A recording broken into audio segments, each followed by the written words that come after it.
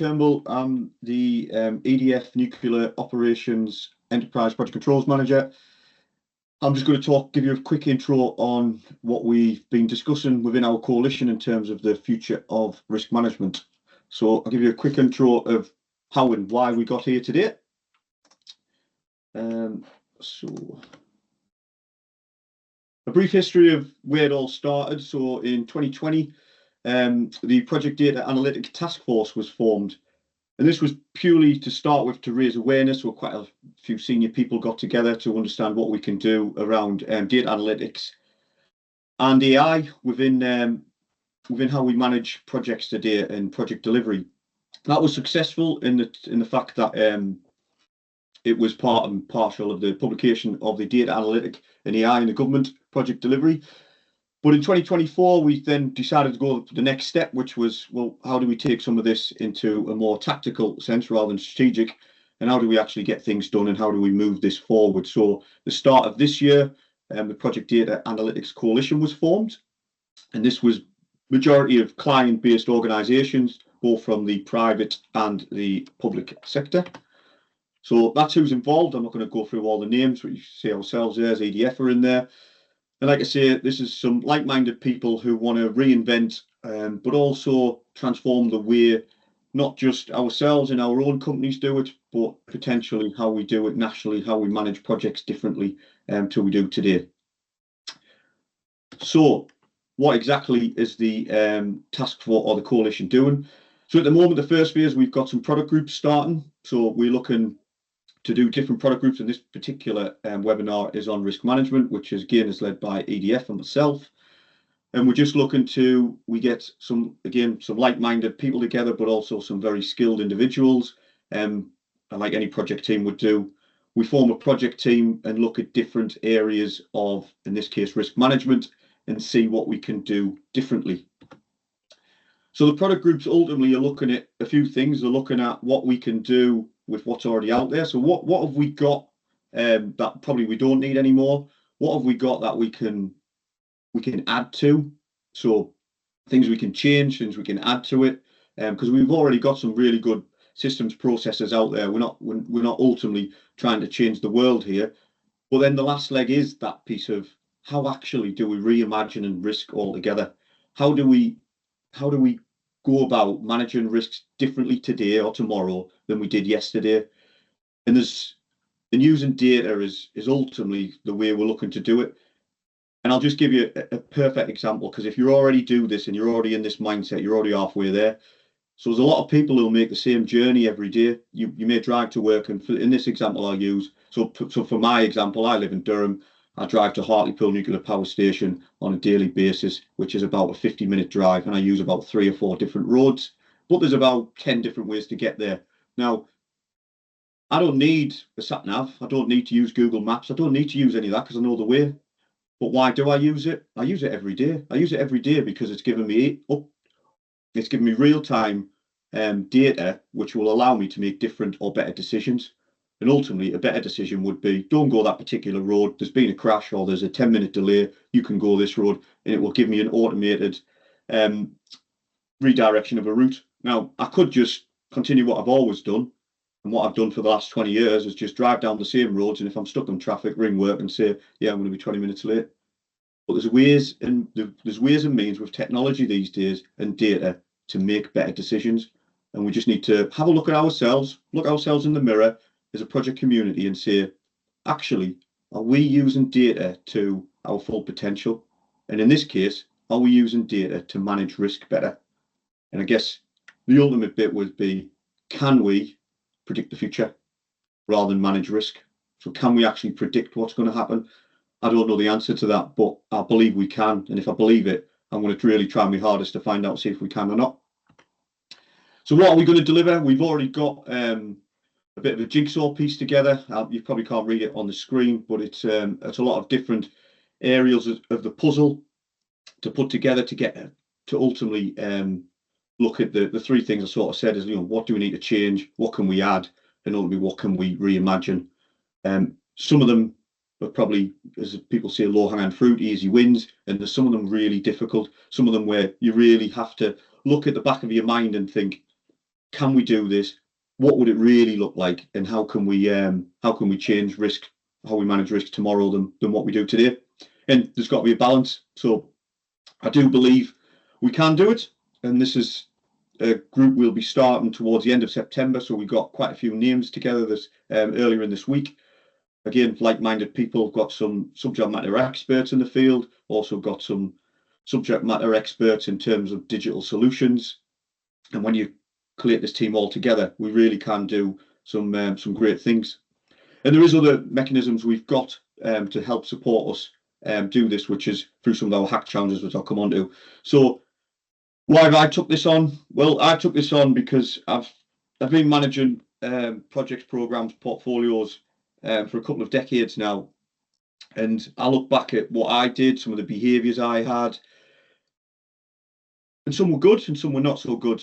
And I look and think, how do I get that one source of the truth? How do I get that information which actually makes me make a better decision? Because all I want to do with this is ultimately present data in a way that we have the right data, the right time, to the right people to make the right decision to deliver projects better than we do today. That's my goal. That's my mission. I specifically look at risk management because the amount of people I now help within my own teams, etc., which a lot because in my organisation we're very much financially led towards the month end, etc. And people will always say, go on about forecasts. We can't forecast to save our lives. We can't do this. We can't do that. But ultimately, it's not the forecast. The forecast is the result of the plan. And a lot of the times, the plan's result of lack of risk management of the movement within it. And sometimes it can be down to just basic communications. Risk is going to happen, but ultimately, we haven't been able to communicate it in the right way, shape, or form. Where I really believe we can do some things differently to, one, help people understand why risks become issues, help support us predict really what's going to happen rather than just look at different preventions. And I'm really passionate about this. I really do believe we can start really predicting the future. And this isn't an inspirational thing to say because we've been predicting the future ever since I was born. I was born in 1980 and we've been predicting the weather.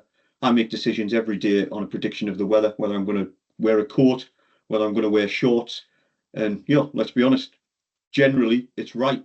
As we all know, probably Michael Fish got it wrong in the 1980s. But apart from that, we do take a lot of the weather data and we use it to make decisions every day. So why can't we do that better than we do today with project delivery? So I'm going to just finish off with our risk-based hack challenges. So towards the end of October, Rolls-Royce, who's part of our coalition, are going to host a Project Hack 23. Anyone's welcome to join us, whether to participate in that hack. And within that hackathon, we do have different challenges. So again, this is one mechanism where we get a load of people who come together. Some part of the jigsaw we can put into this hackathon and look for different solutions, because in what we've seen through the hackathons of people who've come participate, everyone has got different experiences. There's not one person who's got the same experience as someone else. Everyone has a different path in life. It's unique to them.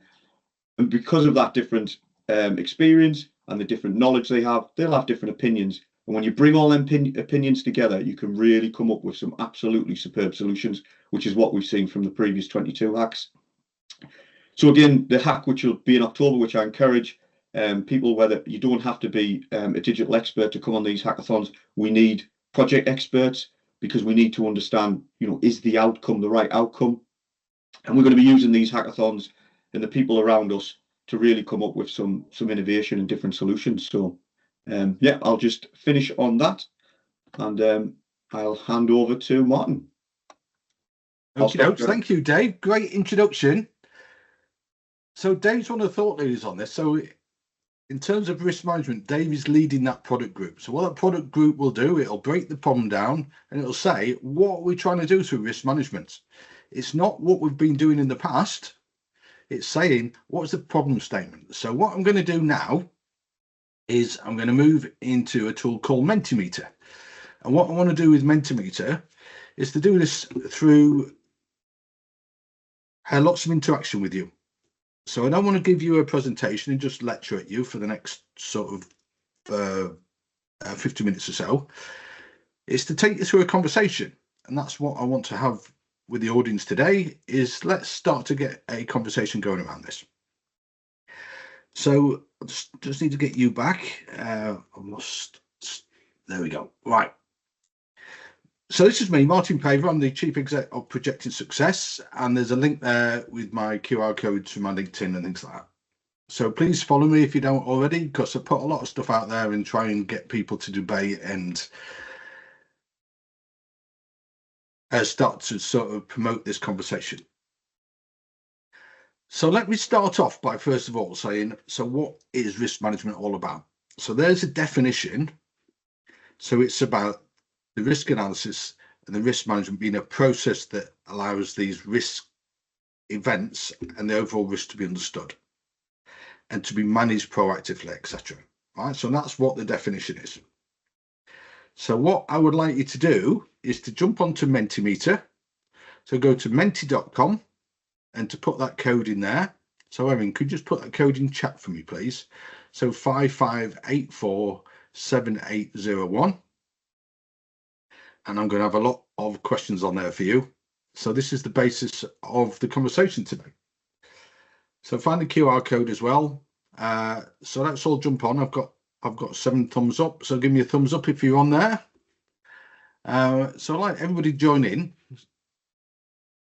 So what I would like to do is to move into what is the extent of your risk management role. So that's the first question. So we can understand who's out there. So you're a risk practitioner. Your risk management is part of your role. So your line management, these risk people, or you're just interested. So that's quite interesting. There's not a lot of risk practitioners out there in the conversation today. And that's been surprising me, because for me, this is so big, is that if I was a risk practitioner, I'd be all over it. So Dave, have you got any thoughts on that, about why there's not so many risk people who's on this call today? You still there, Dave? Yeah. I think there's one side of it where especially I'd say the older generation don't conform or don't believe in the sort of new generation of risk management. There is some people where technology isn't the answer, or even data isn't the answer. And some people will want to do the same thing again and again because they're experts in the field at what we've always done. And, you can go back to many examples of companies who've innovated, whether it be Amazon, Apple, and they've all been able to strive and see and almost predict the future. Steve Jobs understood that we all wanted a computer in our pocket. We didn't all want to do what Nokia gave us, which was a bit of Snake and a few text messages free every now and again. That's what Nokia thought we wanted, and they were wrong. So yeah, I do believe, unfortunately, a lot of risk practitioners are of an older age, which they've got a lot of experience in the role and the job they've done, and you can see they'll continue wanting to do that and there's another side of it where they absolutely believe it works. And there's a lot of people like myself who doesn't believe it works, and we need to do something different. So I think that's where the conversation's going to go, over the next year or two. It's just teasing out that debate. So if I'd spent 20 years on this and I've got a master's in risk management, I'd be thinking, I'm uncomfortable about this new future. But I think that's a conversation that we all need to have, right? I think we need to pull that out. So thanks, Dave. So in terms of risk management in your organisation, I've got some questions there. So do you strongly agree or do you strongly sort of disagree with these statements? So we've got a centralised risk function. So I know in some big organisations, HS2, we've got a risk team, and Sellafield, they've got a risk team, etc. So have you got a centralised risk function? So have you got separate risk management roles as well? So when it's federated out, is this sort of distributed? Or do you tend to find that risk management is embedded in most project delivery roles?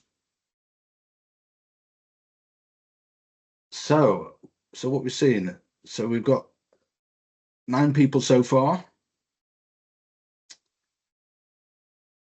So for most people, I think it's saying that it's embedded into the project delivery roles, but there are some people with a centralised risk function. It's not that big by the look of it. And in terms of those separate risk management roles, There's a very small spike at the end here, look. So that is one person. We've got 4 people in the middle. We've got 7 at the end, right? So that's 18 people. So if you've not joined in yet, please do so.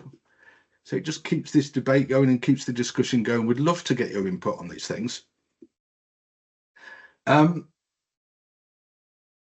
So we're finding here at the top is we've got 3 people with a centralized risk function, and some people undecided on it. So Dave, any insights from that? What would you take from that? It's the bigger projects that tend to have the centralized risk function in it. If you're in a smaller organization, you definitely won't have one. Well, for me, I'll go back to what someone once told me about continuous improvement. They said to me many years ago, they said, if you've got a continuous improvement manager, you haven't got a continuous improvement culture, because you need someone to oversee it, and you need someone to drive it, and you need someone to hold it accountable. So if you believe in risk management, and you do it well, and you've got the right structures, do you need a specific centralized risk function? Yeah. I guess it's sort of spinning the question back round, but it's a leading question. Yeah. And I think we'll come on to that in a minute, Dave. So that's a great point. So hold that thought. Hold that thought. So what's the first words that spring to mind when you think about risk management? Right. So this is an opportunity for everybody out there is to tell us what you think. So keep it quite brief. So just tell us what you think about risk management. So what's your view? Do you love it? It's the center of the universe. So anticipation, it's complex. Mitigation. So put some sentences together as well about what are you sort of finding, is it it's the center of your world. It enables you to deliver projects really, really well. It's misunderstood. So it's talking about prevention, integral part of the P3 life cycle. So that's program, portfolio, and project management. It's about predicting the future. A continuous effort, not a one-time task. So working within budget and agreed timescales, exciting but poor communicated. So the last thing a risk manager does is actually manage risk. So we'll come on to that one in a minute as well. Sense making, decision making, mitigation, etc. So some great comments in there. So let me move on to the next one. So this is my hypothesis, right? So risk management is the human process of guessing what's going to go wrong on a project, right? So we get people around a table and we talk about risk, and then we write them all down in a list and stick them in a spreadsheet, or we stick them in a risk database.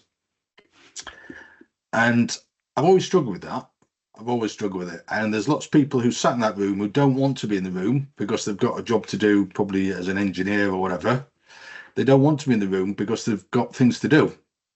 So they turn up to appease the process, and sometimes they get very frustrated and quite angry. So Dave, is that your view on life? Yeah, there's part of that. Yeah, absolutely. And there's the other part of it where the risk management can be just viewed as enabler to get what they need, which might be to get the business case for their project, or it might be to get the sanction the money to be able to get the budget loaded for what they need. But it becomes a process rather than actually a belief that this is going to get what they want quicker and better. Yeah, cool, good. So here's some more statements for you. So I'll put these in. I got some of this out of ChatGPT. So I was saying, ChatGPT, let's get a conversation going. So what sort of provocations can I put out there? And it helped me. So it helped me with some of these statements here. So please jump in on these. So do you strongly agree or do you strongly disagree with those statements that's there at the moment? So risk management is an administrative function that supports project documentation. So is that why we do it? So I know some people will strongly disagree with that, and some people will strongly agree with it as well. So there's the first person out the blocks who's strongly disagreeing with it.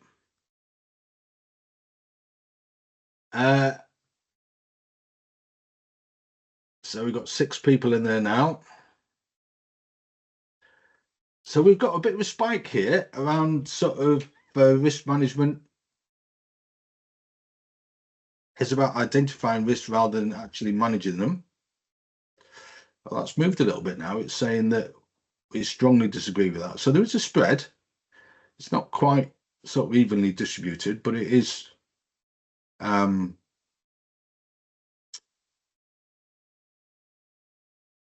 It's probably 8 now, 8 versus 5. So that's probably more about, is that we are managing the risk. So that's good. That's good, but there is a spread. So it's saying our organisation relies too heavily on subjective judgment. I'll just get rid of that.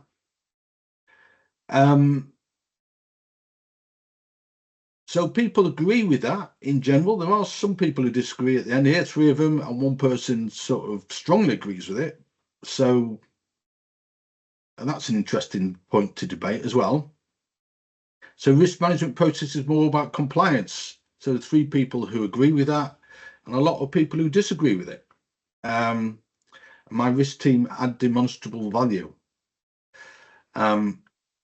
So there's quite a bit of spread on that as well. So most people are agreeing there. So I wonder if we've got some out and out risk aficionados on the call as well. So Dave, what's your view on that slide? Anything to take from that? I think the mix is exactly what sort of what you expect, because it depends on who sees value in coming on this call, to be honest. But it's widespread amongst the project delivery community, where some people view all this. So yeah, it's almost cut down the middle, to be honest, and a bit like the Betamax and VHS race, which one's going to win? Because there's probably an area to have a bit of both. To be fair, the traditional side that we do now, which in terms does add some value, but I'm very much on the case that it's an administration function at this moment in time, for project documentation, than actually people who actively manage risk. Yeah. So I've seen that as well, Dave. There is a big spectrum of opinion out there. And if you're working for a small organisation as well, who's probably not got a centralised risk team, it's just embedded into your job. If you're doing this day in, day out, and you're managing your job and you're managing risk, it's helping you to sort of shape what you're going to do tomorrow. So it's risk-informed decision making about, what does your plan look like for the next 2 weeks? So I think it does depend on the size of the project, the size of the team, which organisation you're working in, etc.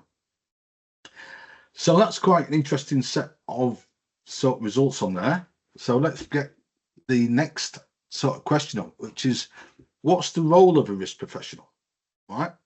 So if you are a risk manager, then what is your role? So there's some questions there. I got these out of ChatGPT as well to try and get a bit of a spectrum going. Right. So if you can put your percentages against those. So it's just multi-choice, I can't remember. So some of them multi-choice, some you get 100 points to go and distribute. I can't remember what this one was. So what do you think the answer is? So mostly enforce processes and maintain the risk register, strategic partners in project delivery.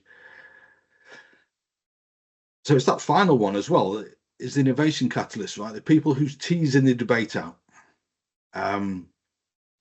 So I've heard that argument quite a few times as well, is that, we need these people because they're going to sort of help facilitate those conversations. And if they don't exist, those conversations will not exist.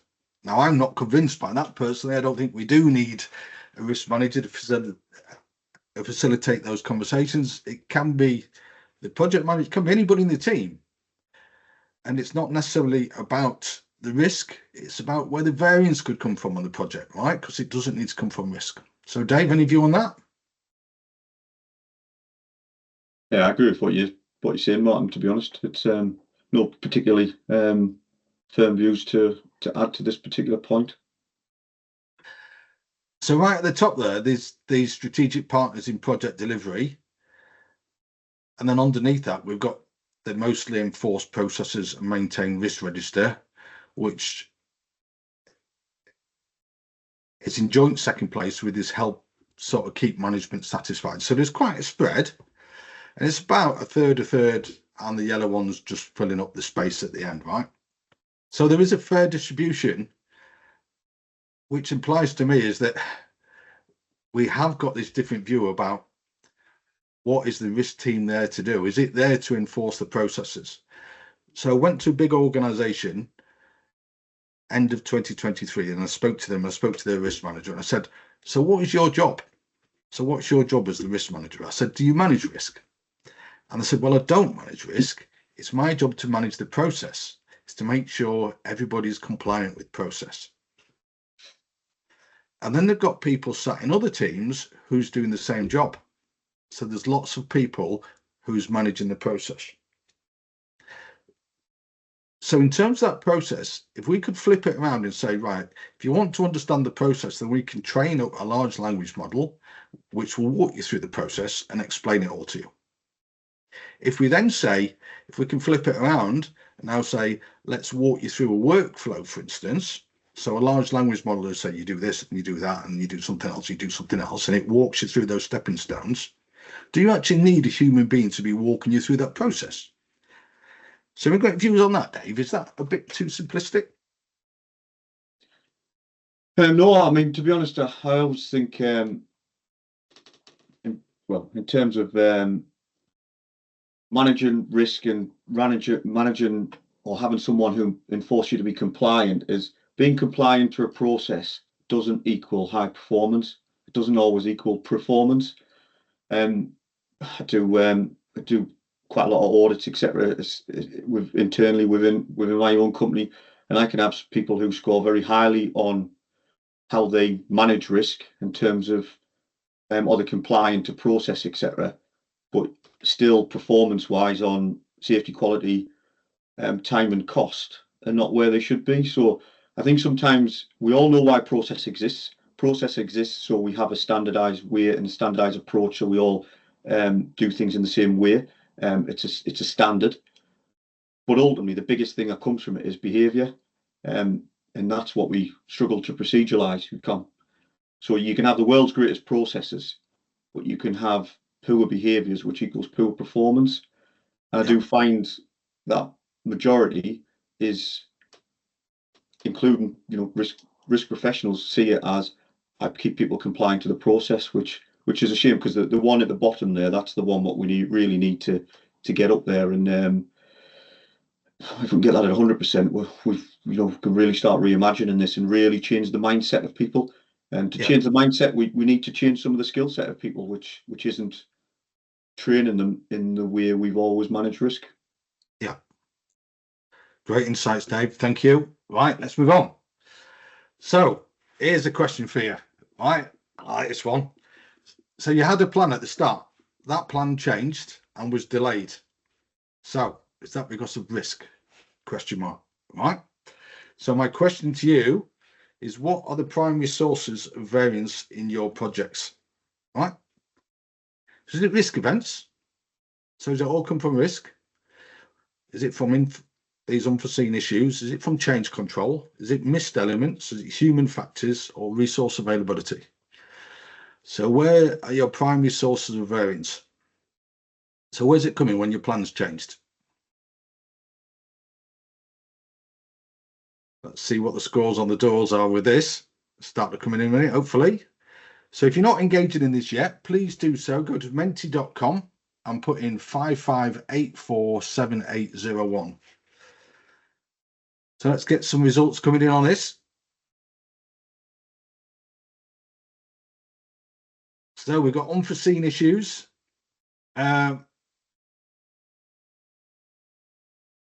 So I think this is a priority calling it. Didn't I say, rate them or rank them or something like that, right? So this is a ranking one, I think. So what this is telling me straight away, and this is what I wanted it to do, is to say variance comes from a lot of different places. comes from a lot of different places. And I think all of that is linked to our personal experience. So if people are putting things on here, it's down to their personal experience. And those personal experiences are all valid, right? But what this is saying, 18% of that variance is coming from risk. Yet we use risk management as the primary means of managing variance on a project. We're trying to use risk to say, this is what's going to go wrong. Yet we've got all those other things that's going wrong that we're missing out. And why is that? That's because of the way we set the process up in the 70s and the 80s, is it's now constraining us to saying risk management is the process to manage variance, and it isn't. It's one of them, and it's siloed. And when it's siloed, we're driving this thinking. So Dave, any views on that? Yeah, I'll just probably add in as well as, because I agree with what you're saying on the risk side of it, is what we see is what you see is the biggest outcome from change control comes from something that was in the risk register. And then when you actually look at it and say, oh, when was this risk identified? It was probably the week before the change control went in. So you go back to as you quite rightly say, the different ways for variance, but we always try to apply it back to risk by, again, adhering to a process or a procedure is, well, it's easy to put a change control in when it's something that links directly straight from your risk log, but just ultimately the risk became an issue. The issue was unforeseen, or for what it wasn't recognised, wasn't mitigated, whatever the circumstances may be. And then the change control follows, and we backfit documentation and we backfit risk registers, and ultimately, yeah, we are where we are is that old statement then, isn't it? And we haven't actually do what we want to do, which is predict the future and mitigate. Yeah. Cool. So from my viewpoint, we're using risk management to manage variance, and it's just one small part of it. In fact, 17% of it. All right. So I did a piece of work for a big client, and we looked at a load of project variation notices, and about 20% of those were linked back to risk. Now that's spooky. So I've not changed this. So we had 17% before, which is the wisdom of the crowd. And some data that I got, anecdotal, right? But some data I got was it was 20%. Now there's some correlation there, right? So that's fascinating. So let's move on. So we've got all of this data on projects. So are we using it? And that cartoon there has got an eerie resemblance to David Cameron in it. It freaked me out a little bit when that one came up, but yeah, good. Right. So there's some questions for you. So how well do you leverage your data? So is it an exhaust plume? It comes out the back. So all this risk data, your mitigation data, the effectiveness of that mitigation. So do you take the risk that turns into an issue? If it's turned into an issue, there should be a lessons learned in there somewhere as well. And then that lesson learned should be informing you on your next risk, all right? And saying, right, my next project, so do I really leverage this going forward? So at the moment, we've got nobody who's curating the data and leveraging it, using advanced data analytics, etc. There are 3 people who's using data to make informed decision making in specific areas, right? So that's brilliant. That's brilliant. And if you could reach out to me afterwards, I'd love to know who you are and maybe bring you into some future workshops as well and some future conversations about it. So we've got 5 people who's occasionally using it and 3 people who sees it as an exhaust plume. So Dave, what's your experience, not just within EDF, more broadly as well? What's your experience of this? Currently, I mean, this is one of the transitions we're going through to use risk as a more data source than we currently do. So one of the problems we've had is infrastructure. So we had, I'll just say a figure of say 200 projects going, and we had 200 spreadsheets because that was part of our process. So we had Excel spreadsheets which would have all the risks in, etc. Very, very difficult to monitor, very, very difficult to pull out all the data. So without having a massive admin burden, to go through, we struggled. So we would put a narrative behind our future risks, our life cycle risks, and our immediate risks. And you know, and sometimes that would come down to things really simple, where people would put things like, "What's your biggest risk?" or the weather, because my job's outside.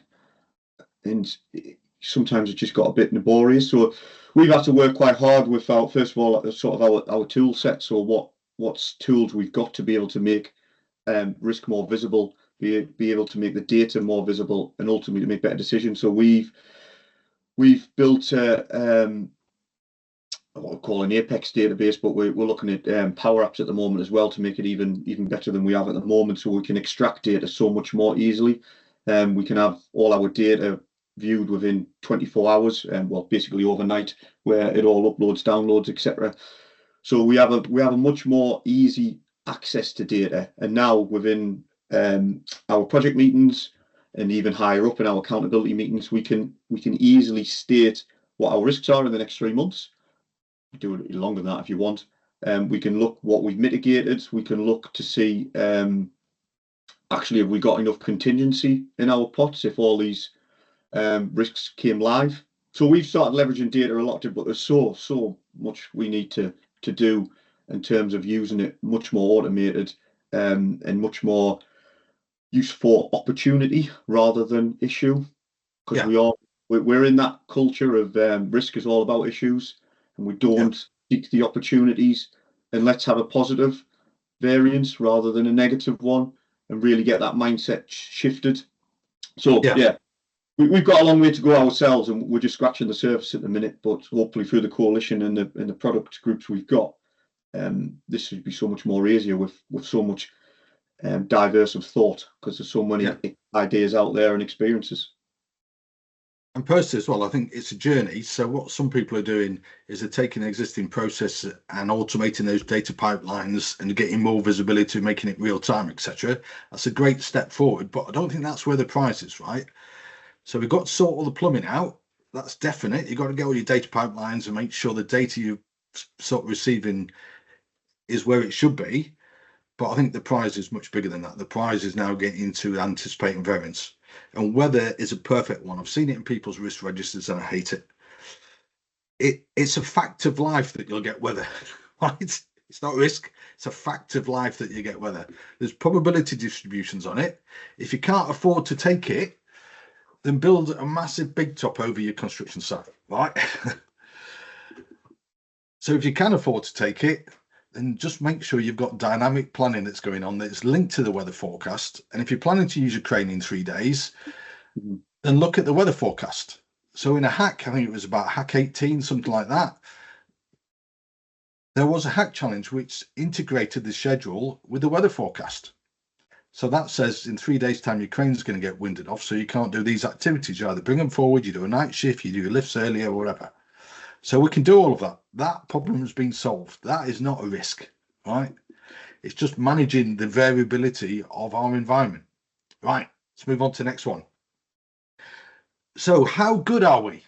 Right, so if I ask you a question about how good are we at risk analysis, so do we look at the data objectively and start to use it to drive decision making, or is this about intuition, gut feel, people who've got an agenda, they're trying to sort of get a point across? So do we sort of take the data and back fit it to what you got in mind? Now, I've seen people do that a lot in my career. So they've got an answer that they've got in their mind, and then they adjust the data. And if they don't like the answer, then they keep tweaking it. So our decisions are supported by effective analysis. Is that true? And there's no point in the analysis because human judgment is better. And I've met people who say that as well. So I've met quite a few who said to me, Mark, you can do all this analysis, you finish up with paralysis by analysis.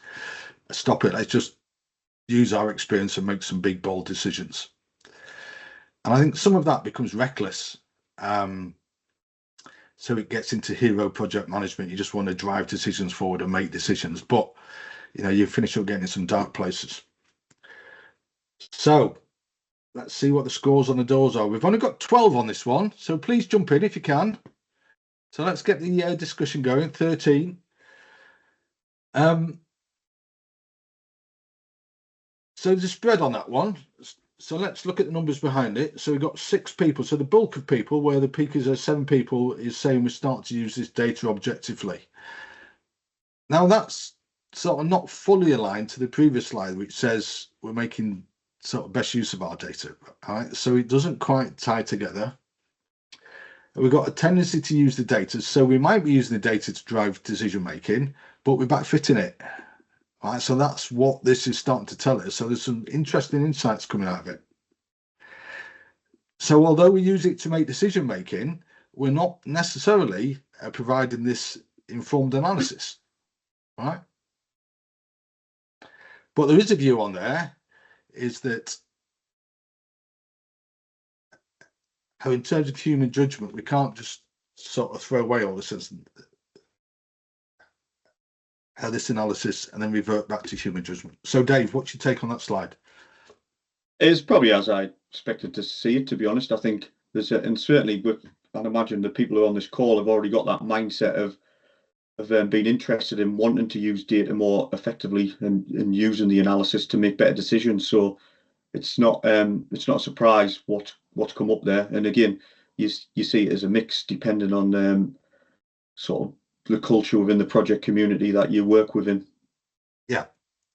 So if we take that second one, so what we could do now, so you gave the example, Dave, is that the risk comes in 2 weeks before a change board, right? What we can now start to do through all this data analytics is start to say now, so is there a correlation between that? So if it's coming in late, is the risk manager actually picking these risks up? So your project manager doing what they should be doing or not, right? Mm. So if they're not doing it effectively, and we're finding that the risks are going in 2 weeks before the change board, which is linked to that change, then we know the process is being manipulated.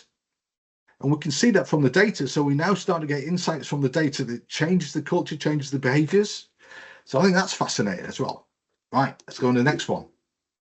So do we know how good we are at risk management? Right, there's a big question.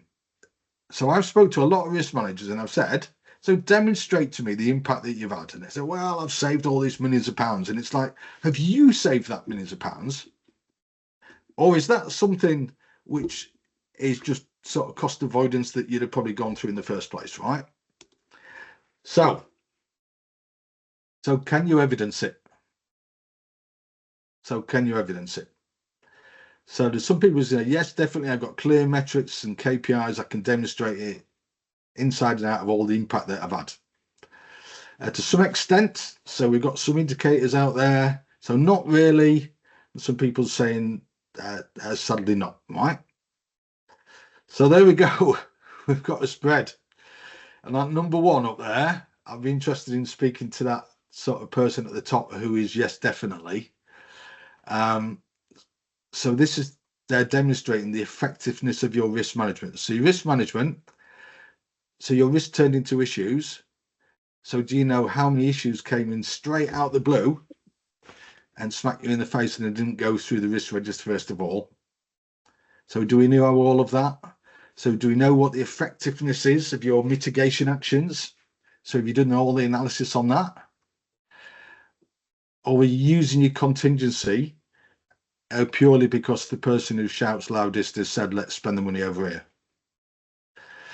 I'm really not convinced with this, right? I'm really not convinced that the evidence is there. And for me, so if I could vote on this, I'd give it a yellow. I don't think we've got this in place. I'm not seeing it anywhere. So if somebody's got it, I would love to see it. And I'd love to see the evidence that goes with it. So please reach out to me if you have got that evidence. So Dave, anything on that slide? Yeah, I'm on the same. Well, I'll put the red. Not really. We do have some sort of informal stuff, and again, I'd be the people who are on the blues, the two on the blues. I would love to speak to you to help understand how we get there, because it's not an easy one. This one. No. Right. Let me keep going. So when choosing a risk mitigation, so do you know how effective it's going to be? So a great example I give is you've got £1 million to spend in contingency, right? I've got a contingency pot, I've got £1 million. So where are you going to spend it? So what data do you sort of need to drive that conversation? And I think that's one of the challenges, right? So we can automate the risk management workflow. How would that shape the risk management function, right? That's another question that I'd just like to think about. So if we start to automate the workflow, so I don't need the risk managers to go out and say, so what's the risk going to be? Let's have a conversation about it. It's a workflow that's chipping that out of the conversation all the time, right? So it's coming back to you and it's nagging you. It then says, have you updated your management actions? I can see this hasn't changed in the last 3 weeks. We've had this meeting to discuss it. You've not updated your management action. All of that can be workflowed. So if it can be workflowed, it can be automated. And if that's automated, what is left in a risk management function? So if we've got a large language model that's going to walk you through the process, and I've got an automation pipeline, so a workflow that's going to take me through the steps in the process, what is left of a risk management function? Now there's the QRA, QSRA, I know all of that stuff, right? So we'll come on to that in a bit. So that's what I want you to sort of think about, what is left, right? And in terms of trying to preempt some of these risks, do we differentiate between an ordered system? So I'm building the 71st house on a housing estate, so I can predict what's likely to go wrong with certain degrees of confidence. If I've got a very, very turbulent project, it's almost impossible to preempt what's going to go wrong. So my risk management then, I'm almost wasting my time because there's so many different scenarios.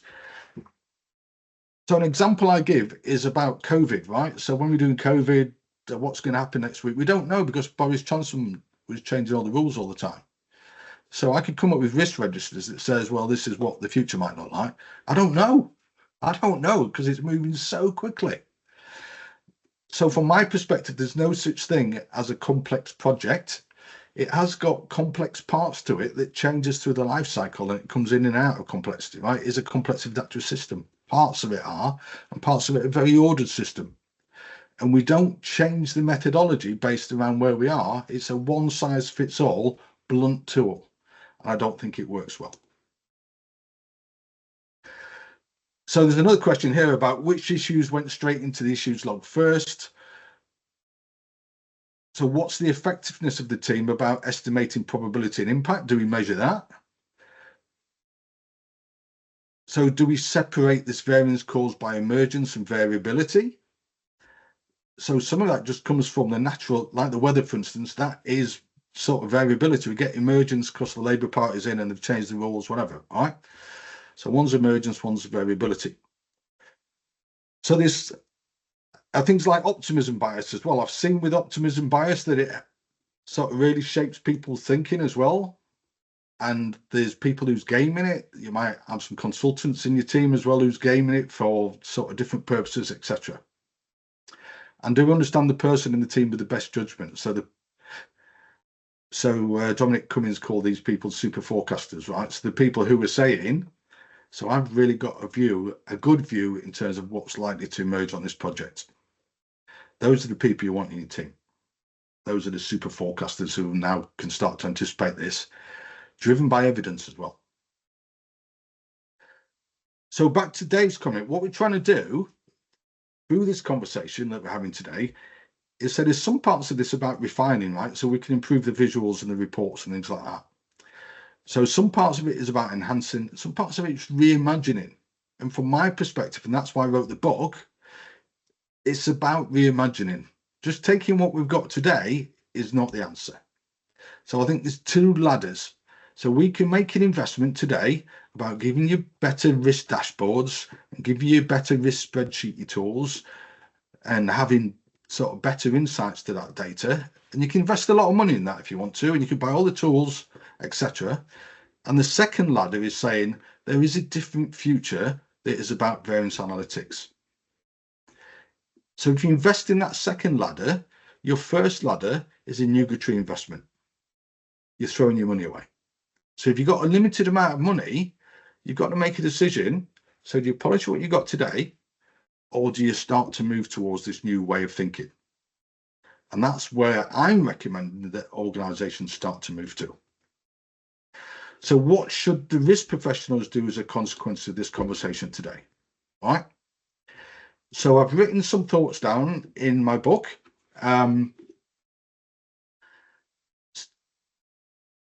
So in terms of the in-person events that I held, I bring some paper copies along. I've got some printed out, but I have got the virtual version as well. So it's online. I think so. Erin's going to post the link for you, so it's there for you. And I've got another book on next generation PMO as well. So that gives you a load of insights into where I think PMO is going to go. So this is my view. And people say to me, Martin, you're wrong. If somebody can tell me what this is going to look like in 5 years' time, I'll take a bet on it, right?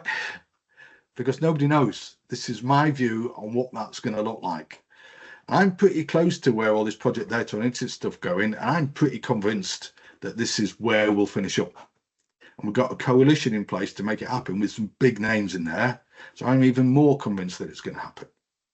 So it's a case of, do we want to work together to make it happen?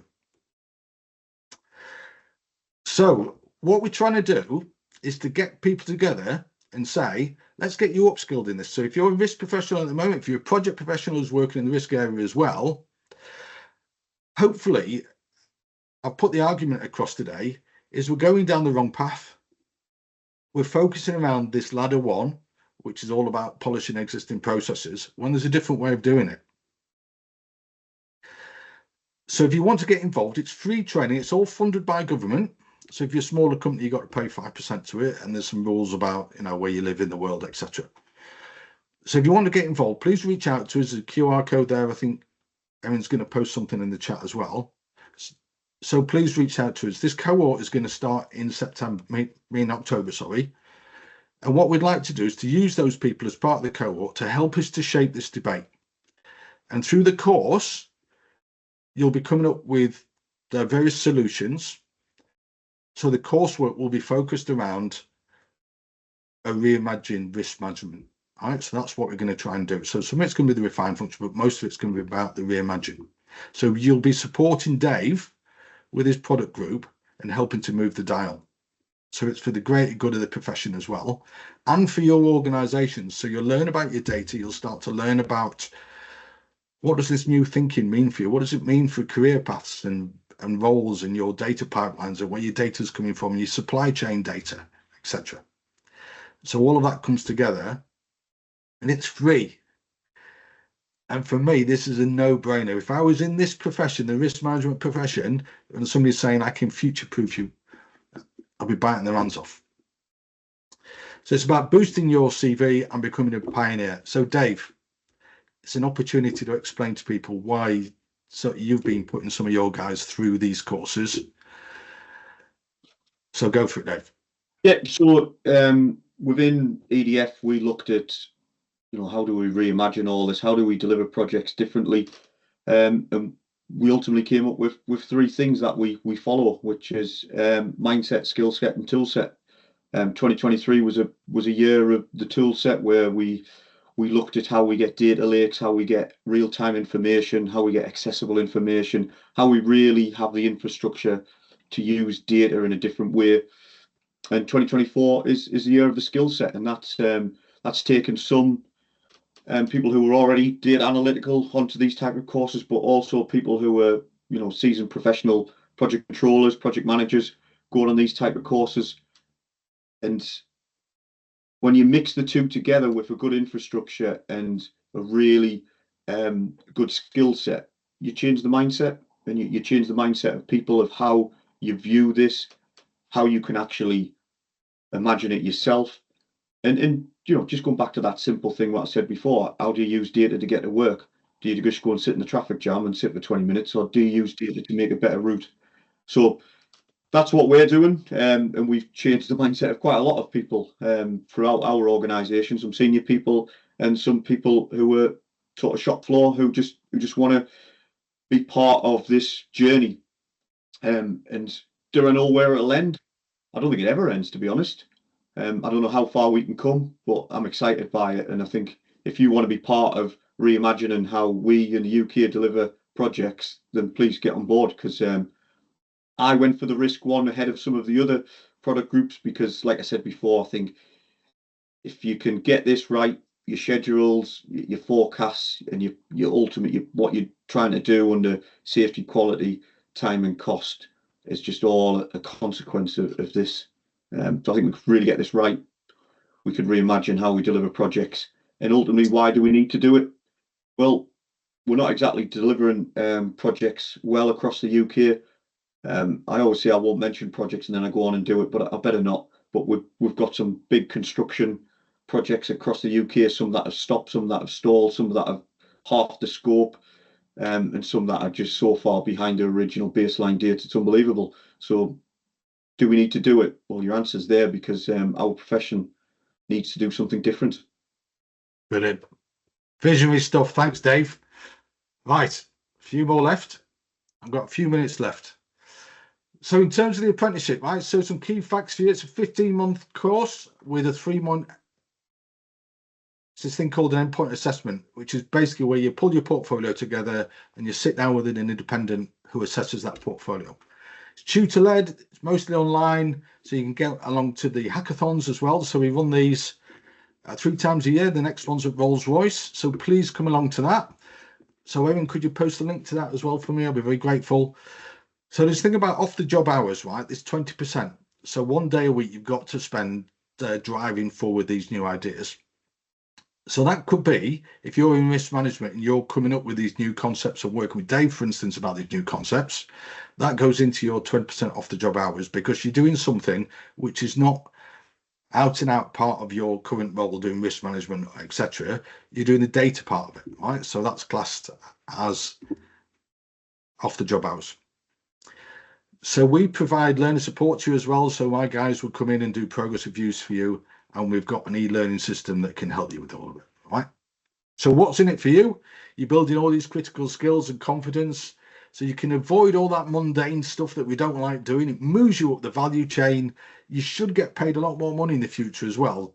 So there's some stuff being coming out of Klarna, for instance, where they're using AI to put a 50% reduction in their workforce. It's, for me, this is not about saving heads, because you can save yourself a few hundreds, thousands of pounds by sort of cutting people out of the workforce, but you can save yourself tens of millions of pounds through improving project delivery performance. Right? So it's not about these efficiency savings. It's becoming a pathfinder, and it's about upskilling through a discipline that's going to be in really big demand. So risk management versus sort of variance analytics and data analytics, right? Which careers on the ascendancy at the moment? So that's my challenge to all of you, really. And there's things in there about the employer as well. So it's 26 days of these off-the-job training and 20 days of online teaching. So please get involved in it. It's an opportunity to surf the wave for artificial intelligence rather than getting crushed by it. So it's a perfect time through society to be really sort of driving this. So what should risk professionals do as a consequence, right? So should we wait? I should maintain the current practices and gradually adopt these technologies, actively learn, etc. And any final thoughts? So folks, I've run out of time. So if you could fill in those last 2 questions for me on Mentimeter, I'd be very grateful indeed. I'd like to thank all of you, and especially to Dave for joining me today. So Dave, thanks for opening up, and thanks for a really interesting conversation. So we've seen that there's a broad spectrum of people out there, but really fascinating, really fascinating. So thanks to everybody. And if you want to be part of the conversation as well, please reach out to me and Dave. We can pull you closer to the coalition as well, get you involved in some of that. So if you're interested in the training, then please reach out to me. But I hope I've made the case today, a very compelling one, is the future's changing, and get on board and surf the wave. All right. So thank you much, everybody. I appreciate it.